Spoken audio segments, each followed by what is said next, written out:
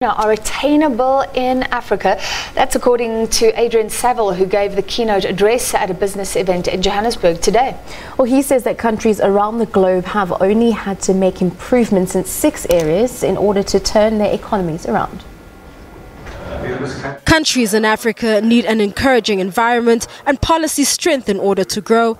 Canon Asset Managers Chief Executive Adrian Saville has likened China's growth story to an economic miracle. China's growth has soared over the years to 8% and even reaching 10%. Saville outlined 6 factors that countries like China, Chile and Taiwan have mastered to reach their full growth potential. These include savings and investments, demography, policy and institutions, education, health and openness.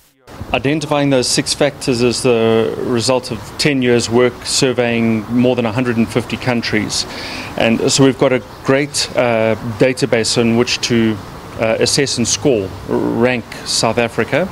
And the reality is, as much as our hope and desire, ambition, is that South Africa really packs it down when it comes to the 6-pack, scoring a possible 6 out of 6. Saville says South Africa has a 3% growth potential compared to Ethiopia's 9%. This is despite the National Development Plan forecasting a 5% growth rate. He says the country needs to improve its saving and investment rate in order to achieve a 5% growth rate. The 2 biggest deficits we have are in the savings investment gap, that South Africa is delivering a 15% savings investment rate, whereas we need something closer to a 30% savings investment rate.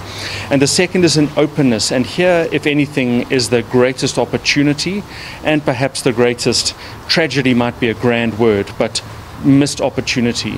The CEO of Harlard International says multinational companies should try to adapt to Africa's diverse cultures in order to survive. You think that your culture that you have in your country, be it in Europe, America or South Africa, is the culture in the country that you're going in.